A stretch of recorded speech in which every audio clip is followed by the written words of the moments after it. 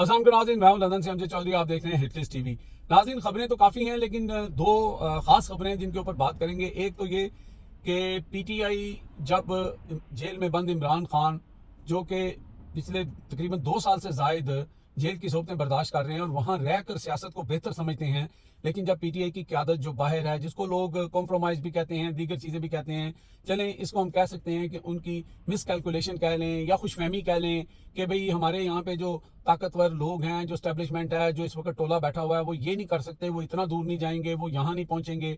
तो मेरा ख्याल है कि ये सारी मिथें जो हैं या जो भी उनके जहन में ये एक पिक्चर थी, वो क्लियर होती जा रही है कि भाई इस वक्त जो क़यादत और जो इस वक्त स्टैब्लिशमेंट का जो तरीकाकार है, जो मूड है, वो कुछ भी करने को तैयार हैं। आप देख चुके हैं कि 26 नवंबर को क्या हुआ, आप देख चुके हैं कश्मीर में क्या हुआ, आप देख चुके हैं मरीद के में क्या हुआ। फिर आपने देखा कि सबसे बड़े इलेक्शन जो इस पूरे खित्ते की तारीख में, ऐसा इलेक्शन किसी मुल्क में नहीं हुआ होगा जहां से आपसे सारे जो है वो आपका निशानात भी ले लिए गए, सारा कुछ ले लिया गया। उसके बावजूद लोगों ने जो है वो आपको एक बड़ी अक्सरियत दी, लेकिन उसको माना नहीं गया। तो इमरान खान बार बार ये कह रहे थे कि हम बाइकआउट कर रहे हैं, बाइकआउट कर रहे हैं, लेकिन कुछ लोग थे जिनको शायद ये फहम था कि जनाब खैबर पख्तूनख्वा में तो हम जीत जाएंगे।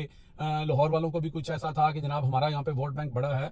लेकिन आप समझ नहीं रहे हैं कि जिस मशीनरी के साथ वो काम कर रहे हैं, भाई आपको सारे के सारे वोट भी पड़ जाए ना, तमाम के तमाम वोट भी पड़ जाए जो कि पढ़ रहे हैं, लेकिन फॉर्म 47 जो है या जो फॉर्म 45 है, जैसे कि आपने देखा कि वो अपना उमर अयूब की जो टीम है, वो सारे फॉर्म 45 जो रीजनल है वो लेके बैठी हुई, वो मान ही नहीं रहे हैं। वो कह रहे हैं नहीं भाई, जो हम जारी करेंगे वो फॉर्म 47 होगा। तो यहाँ पे बात ही खत्म हो जाती है। तो खुदारा आइंदा कम अज कम वो जो बंदा जेल की सोबतें बर्दाश्त कर रहा है, उसकी बात को वजन दें, अपना लुच जो पंजाबी में कहते हैं ना, वो तुलने से बाज आए, क्योंकि जो थोड़ा बहुत मसला रह गया है वो भी ये लोग आपसे छीन लेंगे। एक बाइकआउट का जो फैसला था वो बड़ा बेहतरीन था, वो चपेट थी इनके मुंह के ऊपर, क्योंकि आपने देखा कि जिन 5-6 सीटों के ऊपर बाइकआउट था, वहां पर जो टर्न आउट था वो 5% के करीब भी नहीं था। यानी आप अंदाजा करें कि नून लीग के जो अपने लोग हैं, अगर इतने ही हैं, चले 5% ही कर लेते हैं, वो निकले ही नहीं है, उन्होंने खुद इनको वोट नहीं डाला।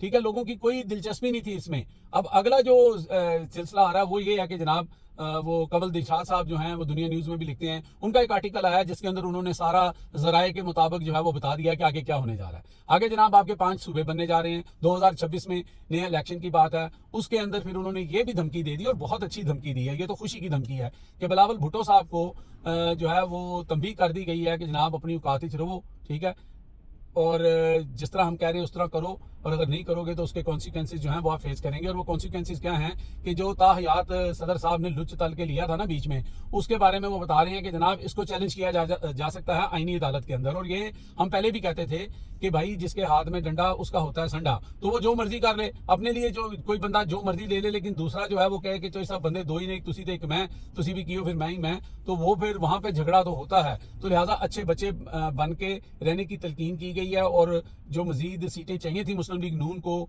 जो अपना सिंगल मेजोरिटी जो है, सिंपल मेजोरिटी सॉरी, उसके लिए वो उनको दिलवा दी गई हैं। तो अब मेरा ख्याल है कि पीपल्स पार्टी को जो उनके, आपने देखा एक वीडियो भी मैंने चलाई थी जिसमें वो 1-1 हज़ार के जो वोट हैं वो ठप्पे लगा के पहले ही शेर के ऊपर तो वहां पे लाए हुए थे, तो वो पकड़ लिया डीजी खान में। लेकिन अब रोने धोने से क्या हुए, जब चिड़ियां चुग गई खेत। तो पहले हम आपको कहते थे बिलावल साहब, और आप कहते थे ब्रूट मेजोरिटी के साथ मैं ये 26वीं आईनी तरमीम पास करवाऊंगा, मैं ये कर दूंगा, मैं वो कर दूंगा। आपने अपने नाना के 73 के आइन का बेड़ा गर्क तो किया ही किया, उनकी धाइयों की जो सियासत या मेहनत थी या कुर्बानियाँ थी उनको आपने ज़ाया किया ही किया। लेकिन आपके वालिद साहब का ये जो एक ख्वाब था ना कि आपको उन्होंने वजीर आजम बनवाना है और ये करना है वो करना है, तो आप भूल जाएं, क्योंकि आपने लेटना बीच में जाके शुरू किया है। और नून लीग इसकी एक्सपर्ट है, ठीक है। नून लीग ने लोगों को ये बेवकूफ बनाए रखा कि वोट को इज्जत देंगे, वोट को इज्जत देंगे, फिर वो वोट को इज्जत ही नहीं दी, वो वोट के नीचे बिछ गए, और उन जैसा बिछना किसी को नहीं आता, ठीक है। वो मरियम नवाज शरीफ का डायलॉग हमें याद है, उनके बड़े डायलॉग याद हैं उनके। तो वो मेरी लंदन में क्या पाकिस्तान में भी कोई जायदाद नहीं है, वो भी मशहूर है। फिर उन्होंने कहा कि ये रास्ता मुझे भी आता है, ठीक है, लेकिन हमारी खुददारी इसकी इजाजत नहीं देती, हम इस रास्ते पे नहीं चलना चाहते। फिर वो वाकई नहीं चले, वो फिर लेट के रींग के वहां पे पहुंचे। तो इसलिए आप उनका मुकाबला नहीं कर सकते। वैसे भी ये है कि वो होता है ना कि आपके कुछ दोस्त होते हैं, कुछ रिश्तेदार होते हैं, बहन भाई होते हैं, उनमें कई लोगों से आपको ज्यादा प्यार होता है एक आधे से, तो वो आप नहीं है।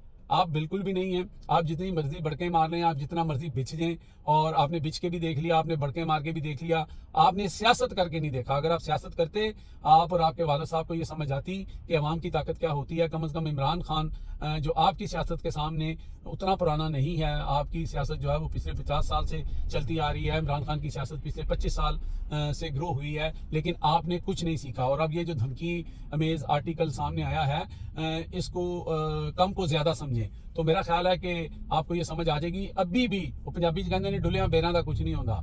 अभी भी ये जो 28वीं तरमीम के अंदर सूबे बनाना और फिर आपसे 18वीं तरमीम का जो मामला है वो भी छीना जाएगा, और वो हम अपनी आंखों से होते हुए देखेंगे। तो ये हालात जो है ना इस वक्त मुल्क के अंदर बने हुए हैं। और मरियम नवाज शरीफ साहिबा कहती हैं अल्हम्दुलिल्लाह हमें जो है वो कामयाबी मिली। अल्लाह ताला आप पर अपना ख़ास करम करे मरियम साहिबा।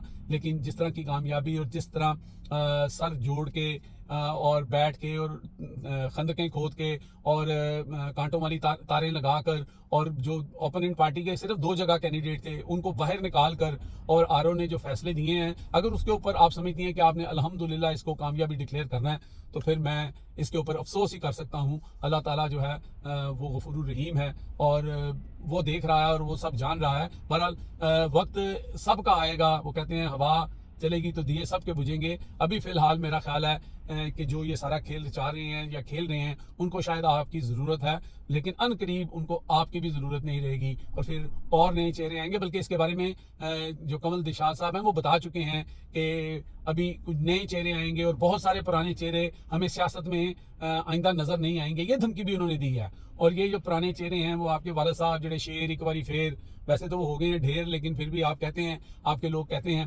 तो बहरहाल ये अंदर से नून लीग को भी पता है, ये मरियम नवाज शरीफ को भी पता है, ये शहबाज शरीफ को भी पता है, ये नवाज शरीफ को भी पता है कि मैं कसमन ये कह सकता हूँ कि दिल पे हाथ रख के ये नहीं कह सकते कि हम इलेक्शन जीते हैं। इनको पता है, इनका अपना वोटर नहीं निकला। और टीवी चैनल के ऊपर 5.6 का जो है वो बता रहे थे कि इतना जो है वो लोग बाहर आए हैं, परसेंटेज उनकी ये थी। फिर उसको 13 किया गया, फिर उसको 18 किया गया, क्योंकि वो लेजिटिमेट नहीं रहते। अगर ऐसा ना किया जाए तो फिर वो लेजिटिमेट नहीं रहते। तो उस चीज़ को कवर करने के लिए फिर उसका सहारा लिया गया। तो औकात तो सबको अपनी पता लग गई है, लेकिन अब ढिठाई है कि ढिठाई है, अब मानना तो है नहीं है। लेकिन जब तक डंडा पीर नहीं चलेगा, जब तक मेरा मतलब है डंडा का फेस जो है या उसकी जो वो कहते हैं ना डायरेक्शन जो है वो आपकी तरफ नहीं है, तो आप डंडे को अच्छा कहते हैं। लेकिन जब डंडा आपके सर पे लगेगा तो इसी डंडे को लेकर आप चीखे भी मारेंगे, आप रोएंगे, चिल्लाएंगे भी, लेकिन उस वक्त बहुत देर हो चुकी होगी। लेकिन पाकिस्तान के अंदर इस वक्त जो इमरान खान का जो विजन है वो सर चढ़ के बोल रहा है। और जिस तरह का इलेक्शन ये कल हुआ है, इस तरह का इलेक्शन जब भी ये लोग करवाएंगे तो मुझे नहीं लगता कि पीटीआई या पाकिस्तान की आवाम जो है वो इसमें पार्टिसिपेट करेगी। करना भी नहीं चाहिए इनको। ये जो लेजिटिमेट चाहते हैं ना कि ये चीज़ हमारी हो, वो नहीं करनी चाहिए, क्योंकि दुनिया वैसे ही इनके ऊपर पहले ही थू थू कर रही है, फिटे मुंह कर रही है। अब देखें कि हर चीज़ तो यहाँ पे चोरी हो रही है। वो जो आपकी जनाब IMF है वो भी आपको चोर कह रही है कि आपने तकरीबन 5300 अरब जो है वो करप्शन की नज़र और चोरी हो गया है। आप इलेक्शन भी चोरी कर रहे हैं, आप सारा कुछ ही चोरी कर रहे हैं, बंदों को अगवा भी कर रहे हैं, साफियों को अगवा भी कर रहे हैं। पाकिस्तान इस वक्त जो है वो बनाना रिपब्लिक से भी कहीं दर्जे आगे निकल चुका है। वो तो हम एक मिसाल दिया करते थे, और बाकी आपने देख लिया हमारे टीवी चैनल वो किस तरह काम कर रहे हैं कि बता ये रहे हैं कि जनाब जो शनाज उमर हैं वो पीछे हैं, और वो जो दूसरे उनके ओपोनेंट हैं नून लीग के वो आगे हैं। लेकिन हुक्म ऊपर से आया था कि ऐसे बताना है, लेकिन ये बताना भूल ही गए कि उनके 85,000 वोट बता रहे हैं और दूसरी तरफ 80,000 बता रहे हैं। तो ये तो हालत हो गई है, किसी की भी कोई रिस्पेक्ट, कोई इज्जत नहीं रही है। ना लोग टीवी देखते हैं, आप ना इन पे बिलीव करते हैं।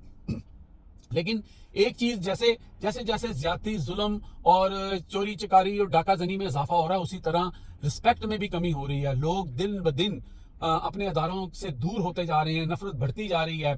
और ऐसी हालत के अंदर जब हमारे जवान जो हैं अभी पेशावर में जो है वो कल आपने देखा कि कितना अफसोसनाक वाक़या हुआ, 3 कीमती जाने जो हैं अपने जो है जामे शहादत नोश किया। और ये सारे मामला भी एक तरफ चल रहे हैं, और दूसरी तरफ हम किस बात में मसरूफ़ हैं। हमें चाहिए जनाब फार्म 47, हमें चाहिए जाली फार्म 45 और सानू की, बस ये मसला चल रहा है जी। और ये सूरत हाल है। अब तक के लिए इतना ही। देखते रहे मेरा channel hit list by Amjad Chaudhary.